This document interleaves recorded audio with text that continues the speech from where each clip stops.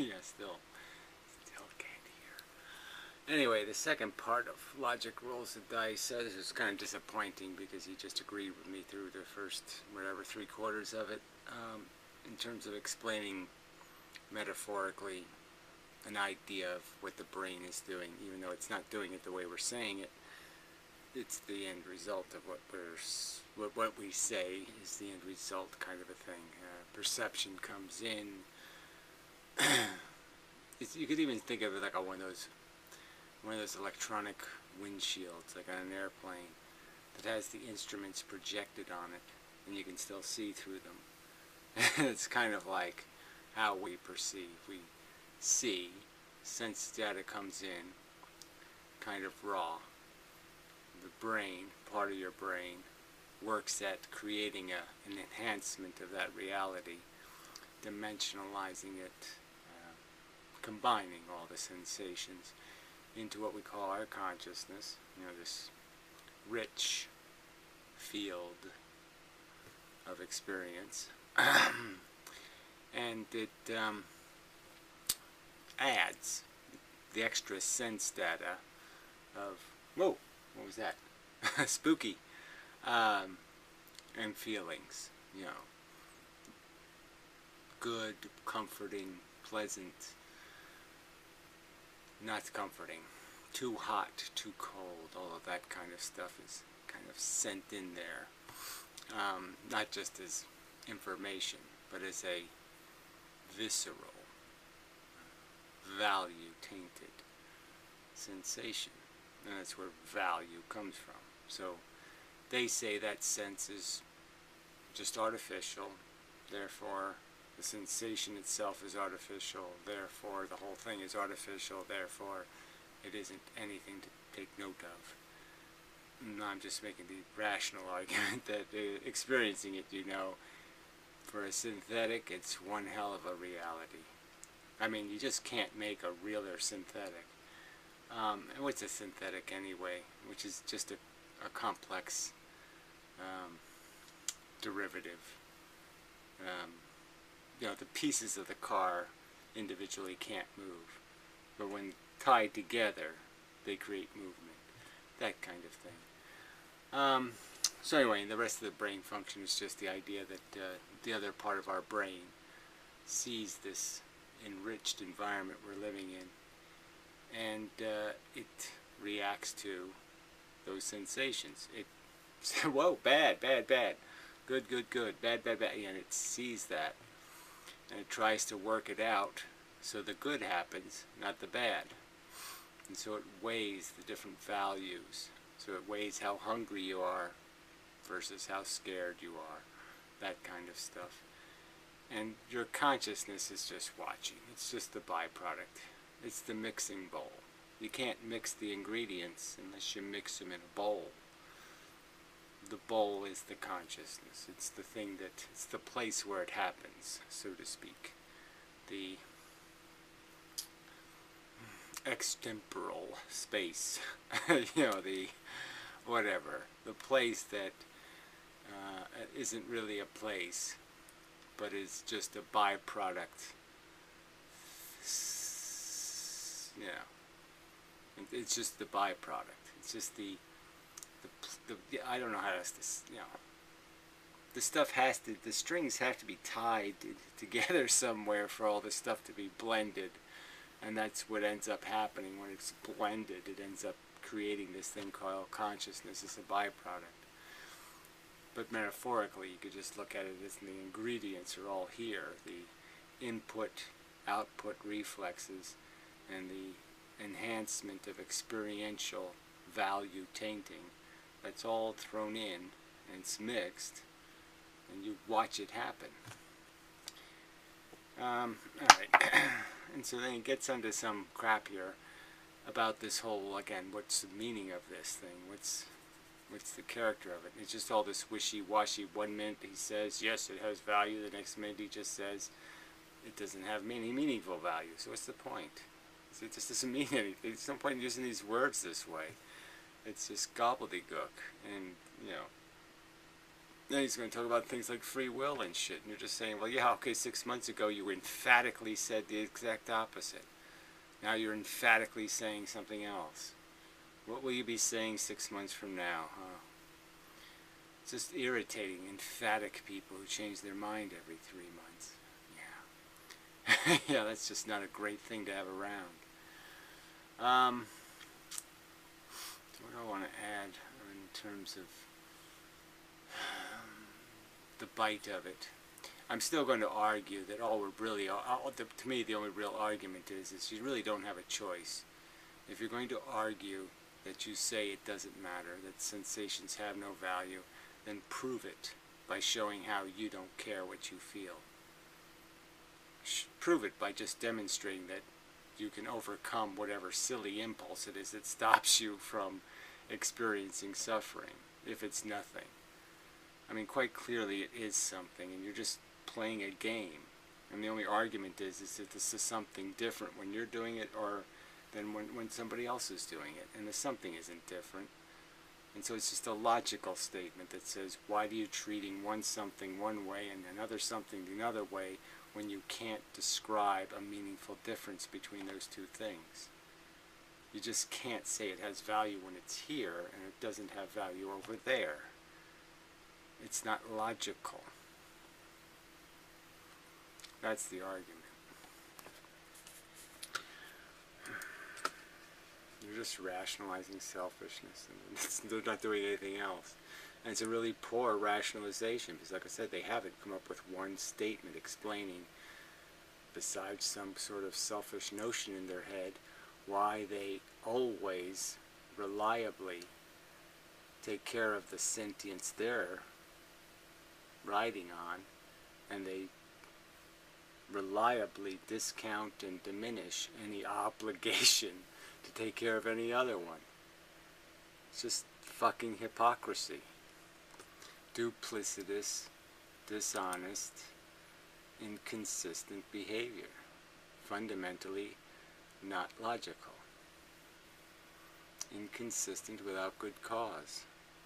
That's not logical.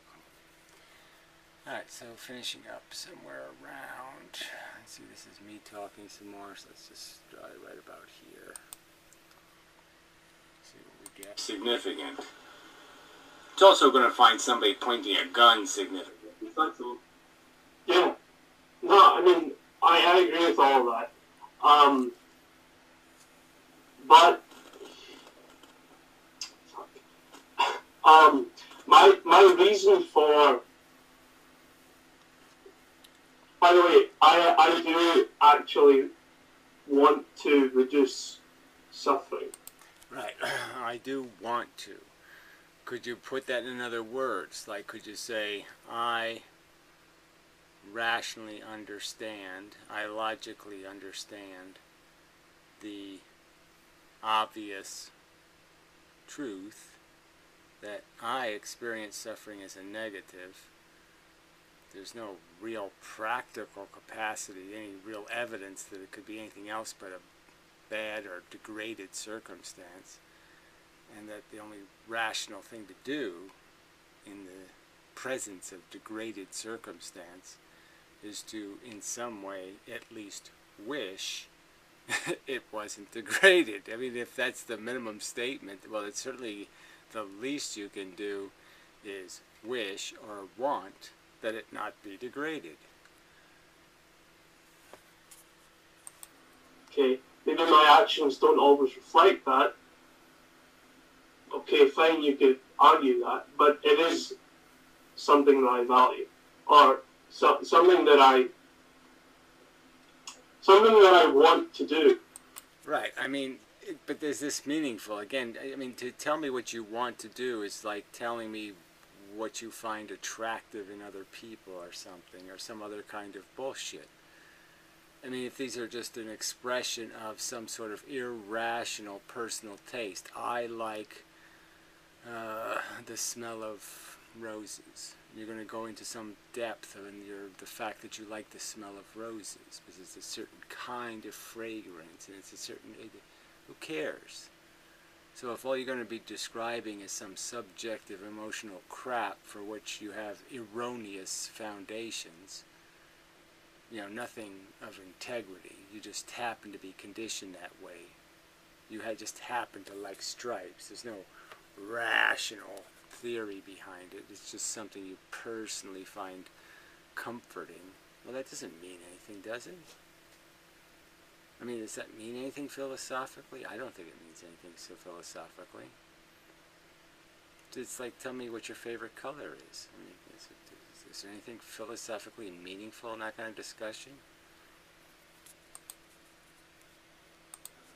Okay? Because, like you said, I do recognise that other people feel like me, which is a fact. Right. Now, if that's a fact, and I recognize that I am well convinced that my suffering matters. I'm well convinced, thoroughly convinced.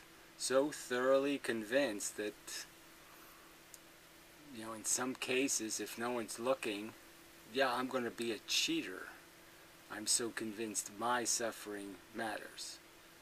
And I might even compromise somebody else to save myself. The temptation, at least, will be there. Because I am so convinced what I feel matters. And it's critically important to me not to feel catastrophically awful. I'll pay real money not to. My only argument is that rationally and logically, I have absolutely no excuse not to think and understand that the sensations happening in other brains are just as vitally important. As a fact. Okay, fine. But my motivation to help them comes from a desire.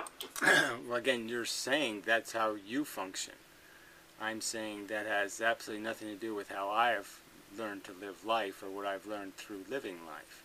I was born a selfish asshole, and I acquired every bit of civilizing behavior I've acquired. It has all been through logic and understanding errors that were in my basic function.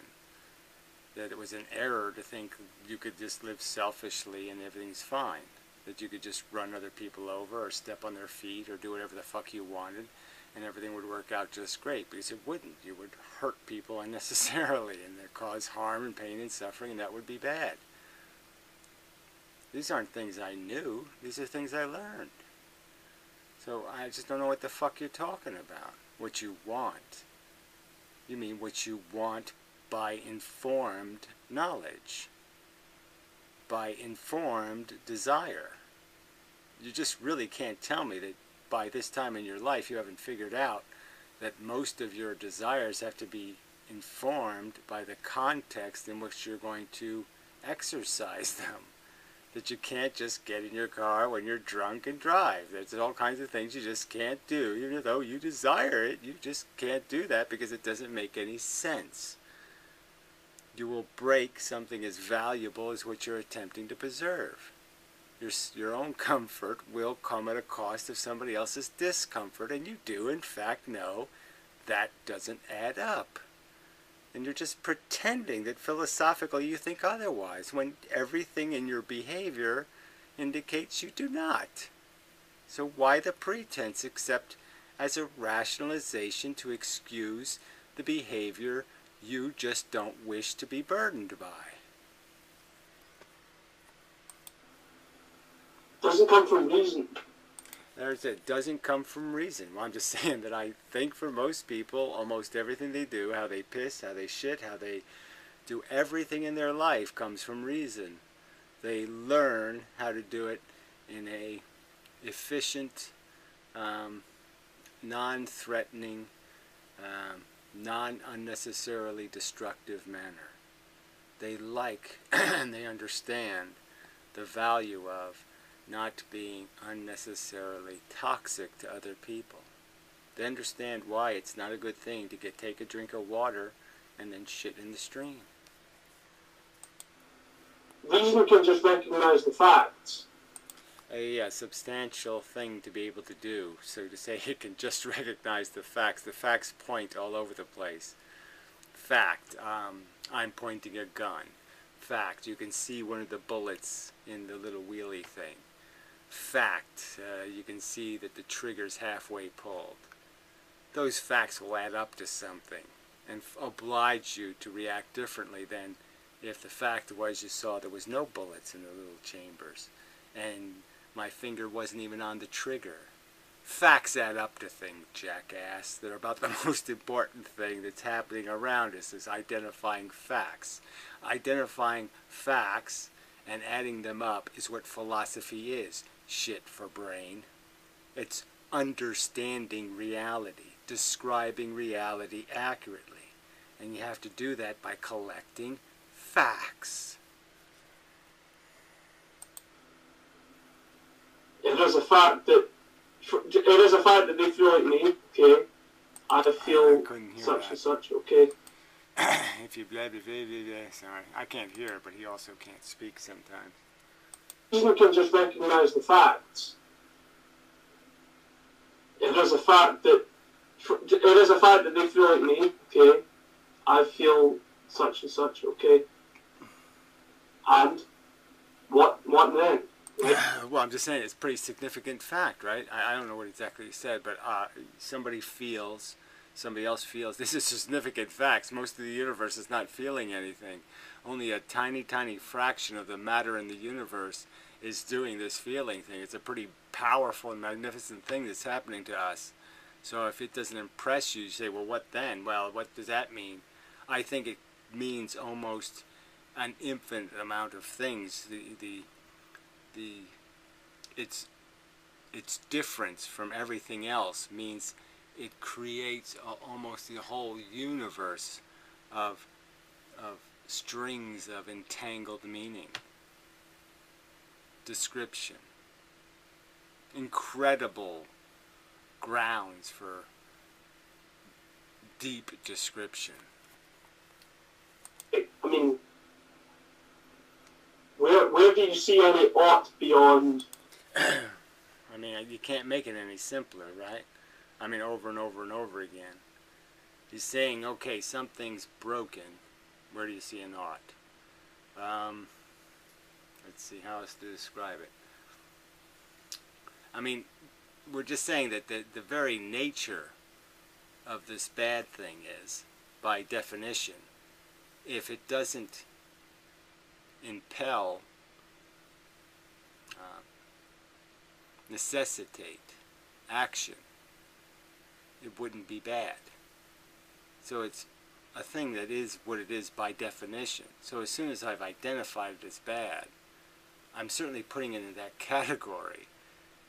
And every single time I'm tested, I see the ought. So every time the gun's pointed at me, anytime the pliers are coming at me, anytime the danger is coming at me of threatening my comfort, I react. I take the penicillin to get rid of the nasty sensations of the disease. And every time I'll do it. And every time I'll try to find some way never for it to happen again. I'll learn from these experiences that cause me bad sensations to figure out some way not to have that happen again. Every fucking time. I'd say that's pretty compelling evidence. I hold a value to help them. I hold the value to help them. Again, why would I put it in such words? I hold a value to help them. Why would I say it that way? When I could just say logically, I would do it for myself. There's no rational reason to think anything different than what happened to me will happen to them. Therefore, if I will do it for me, I must do it for them to be consistent. To merely treat same. To not demonstrate hypocrisy or duplicity. That's all. None of this I hold value bullshit. a recognition of an obligation created by the obligation not to be inconsistent and duplicitous and hypocritical. Fundamental logical principles. Therefore, I ought to do such and such to attain that goal. But it has to... Well, again, this little arrogant poofing around bullshit when, again, admit that you don't do it for yourself. Admit that you do not every time consistently take care of your own comfort. Make sure that you aren't catastrophically threatened with suffering. And then make this argument, okay? Show me how you don't worry about your own comfort. And then you can tell me why you don't worry about anybody else's comfort. But that's not what you're doing. It's not how you're living. And it's just a lie to say, I can't help it. I don't believe I'm worth it, but I just can't help it. That's just bullshit. Come after the fact that I value that. After the fact that I valued that. What does that even mean? How does that mean anything? The argument's simple. You'll do it for yourself. I'm just asking you the question. Well, if you'll do it for you, if you're doing it to stop your brain from experiencing this thing called bad, and you know the thing called bad is exactly the same in them, I'm just saying you either treat the two things the same. You have to treat the two things the same. That's logically, that's the obligation. And you're just making some kind of bullshit argument that when I feel like it, I'm different than them. So that's the excuse, when I can get away with it. Or the excuse is neither one of us feel anything, when I can remove everybody from context and just say, I never do exactly the opposite from what I just said. Yes, I believe it doesn't matter for me too, but yes, I never act as if it doesn't matter for me. So just to add the stipulation that every single time you're tested, you act as if it does matter to you, even though you're saying exactly the opposite. You're just basically proving every day what a pile of shit that is and what a liar you are. So just admit that you fail to live up to your philosophy every fucking day, that these principles are so meaningless to you that you can't live up to them.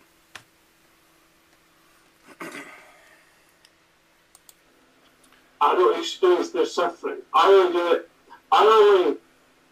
Again, it's just idiotic, this argument that you need to tell me you don't experience their suffering. There's no one on earth arguing that you experience their suffering.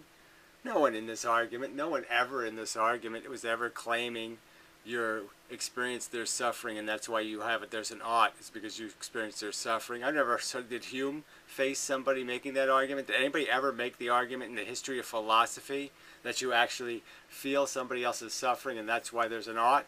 No. So this is just nonsense as an argument. It has nothing to do with it. No one has the expectation that you're going to feel their pain. The argument is do you recognize their pain for what it is, not nothing. It's exactly the same thing you're experiencing, asshole. So again, the question is to your hypocrisy. Why do you every fucking time fail to live up to your philosophy when you're personally tested, and yet you every single time it's being applied to somebody else, you seem to be successful? Yeah, so when somebody else's nuts is in the vice, you can somehow every fucking time get the right answer, crush them. But when your nuts are in the vice, you can't get the right answer a single fucking time.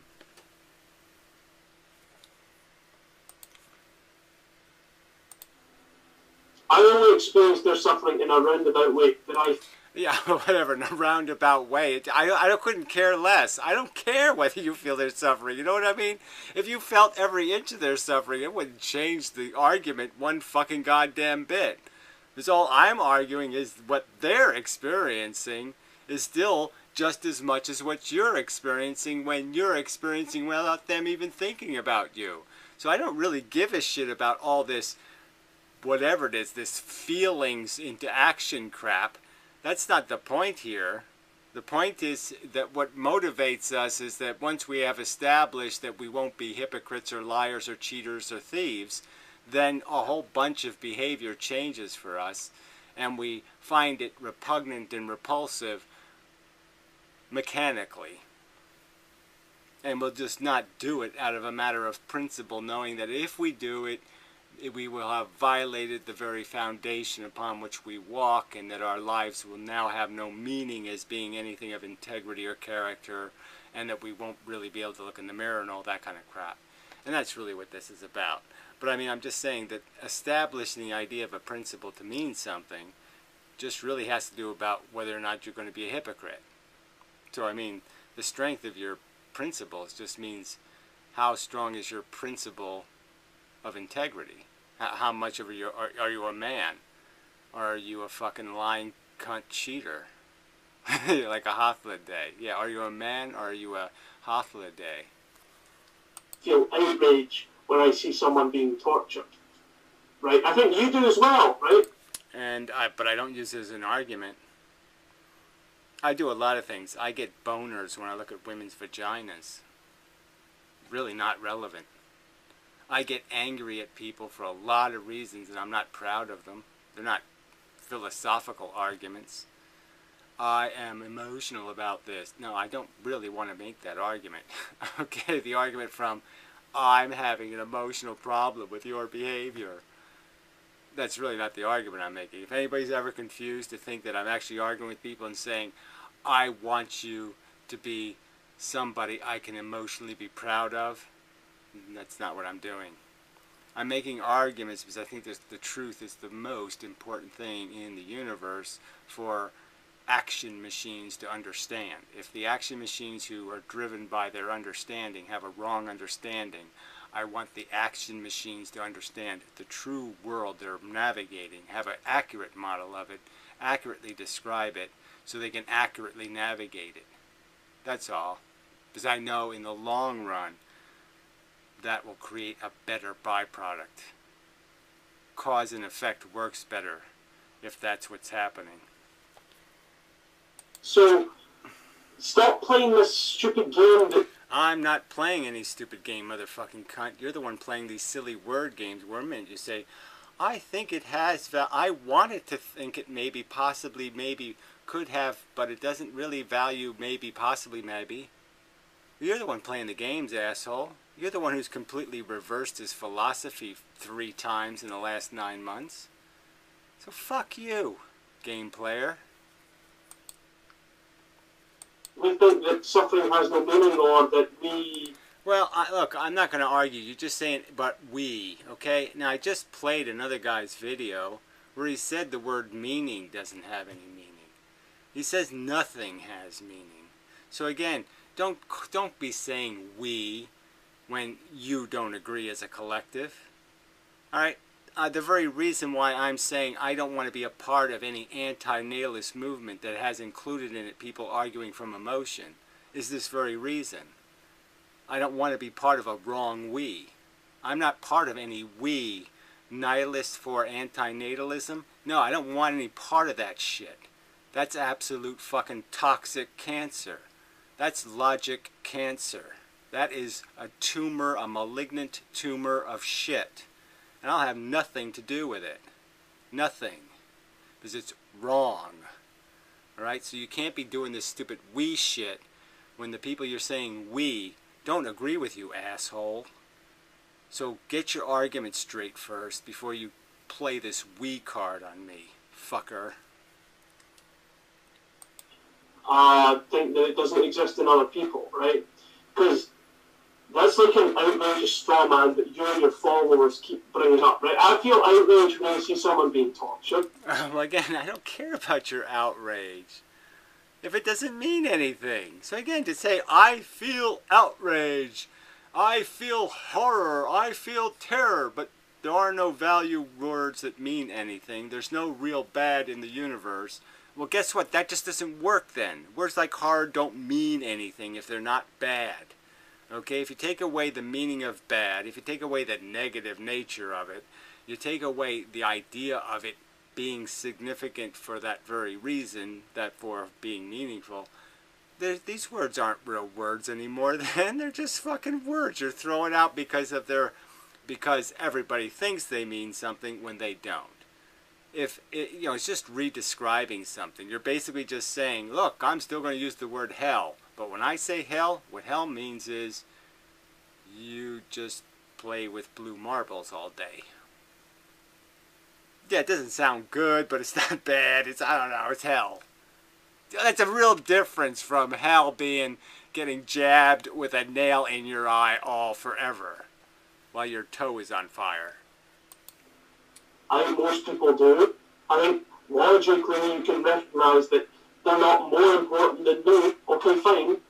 But they're not more important than me. So he couldn't even say that one right? He couldn't even get the argument that's being made is that I'm real, they're not. They're a them who's doing something, and therefore when it's theming, when consciousness is in theming, it's not in the universe. It's not certainly in the same universe as meing. When it's meing, it's an irresistible ought urge. When it's theming, it's a completely resistible non-ought urge. And it's that duplicity, that fucking inconsistent description that hangs you. This is just bullshit. they're not less important either. It's not even a question of importance. It's just recognising facts. There's no value except what. Well, there you go. There's no value, but just you use these words that are value latent. I'm horrified. I'm traumatized. I'm blah, blah, blah, blah, blah. But there's no value. So how is that possible? That doesn't sound rational to me. I'm going to use the value-latent words and then say that there's no such thing as value. That sounds like three-card Monty. That sounds like catch-22 to me. Just change the definition of words whenever you feel like it. I value to do it. I'm not saying I'm the sadist. The sadist doesn't say. The sadist, again, we're not talking about the sadist, are we? Are we talking about the sadist? No, we're not talking about the sadist, but I don't think you know shit about sadism anyway, so what the fuck's the point of this crap? But let's play it.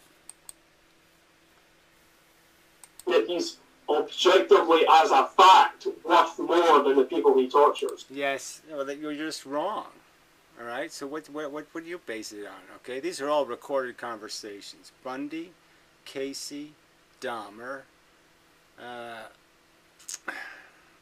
not Manson, sort of, but not really. Extreme egomaniacal crazy fucks. They really thought that it was a privilege. Bundy thought it was a privilege for you to be tortured by him. Dahmer entirely. He thought of himself as a fucking god, okay? He was God. And you were really just really lucky if he would take the time to poke some nails in and out of your eyes. You should have just been so, God has taken such an interest in me. So, I don't think you know shit about sadistic people. The other two, there's another one who was a hitman. I mean, he really did think everybody else was just an ant. Another guy who raped and killed 13-year-old girls thought completely, like, they were just honored to be able to have him force himself on them.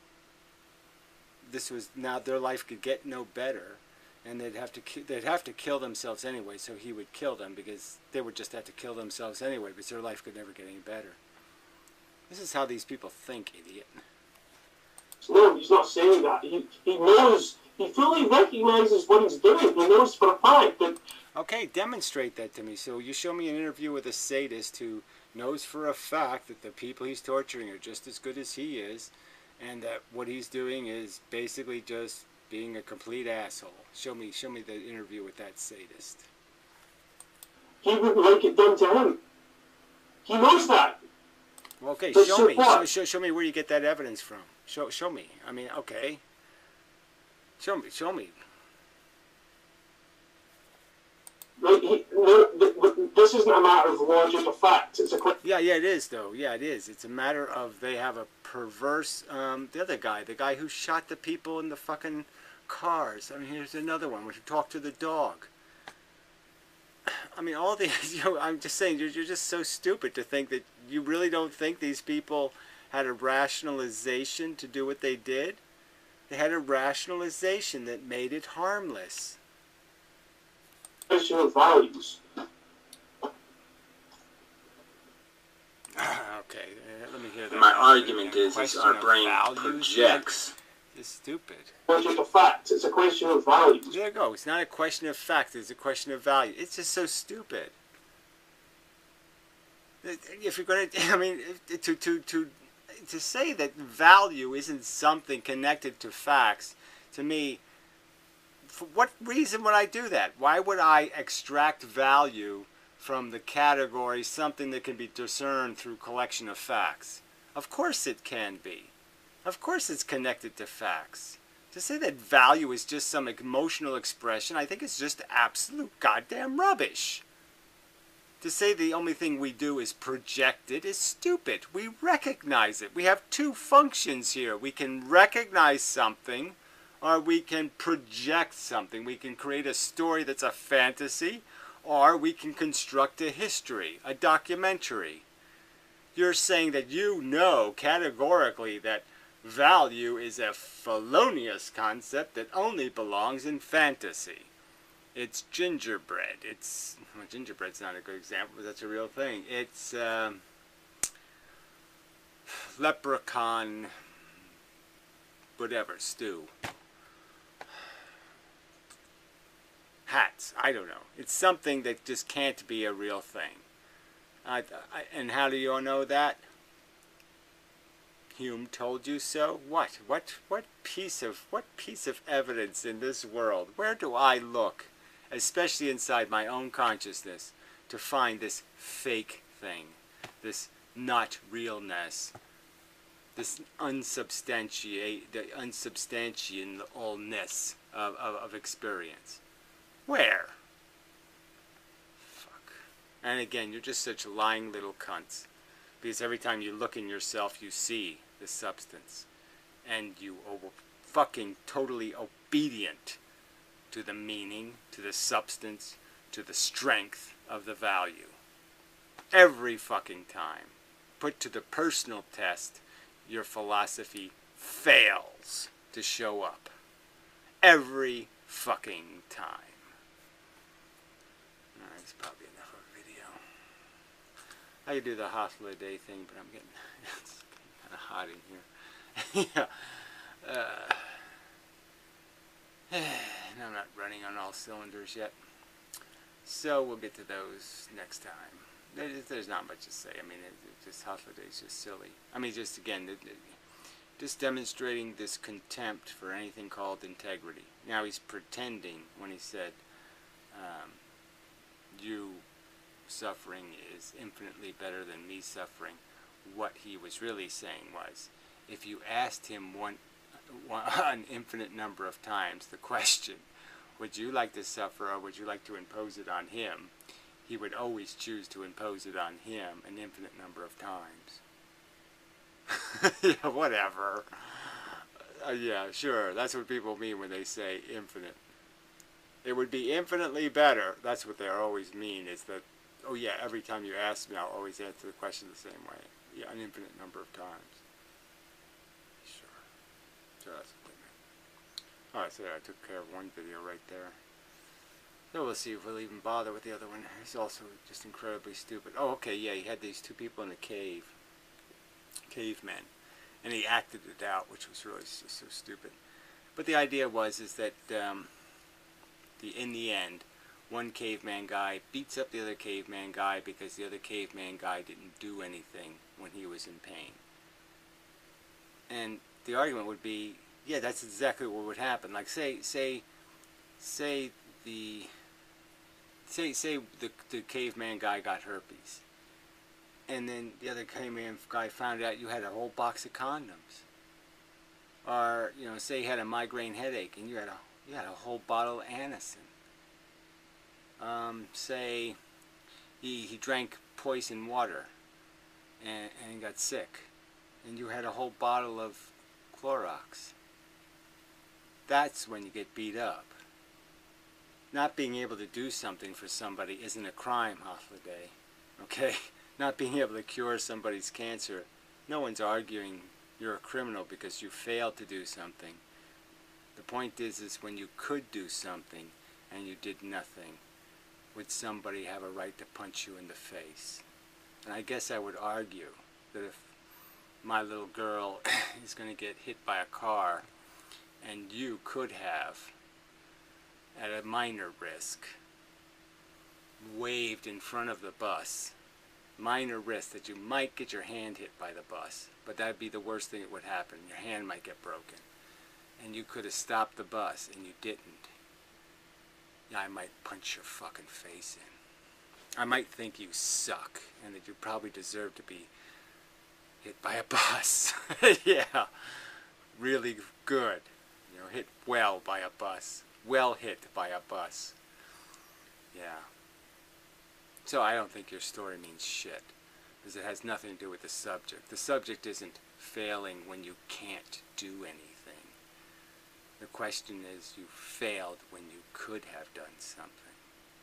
That's the question. When it's your fault, should somebody punch you in the face? And under some circumstances, they should.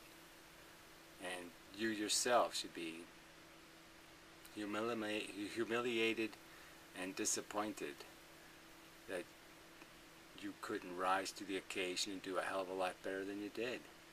The fact that you think it's admirable to find rationalizations and excuses to evade responsibility to improve the circumstances that exist in the world just makes you such a piece of scuzz.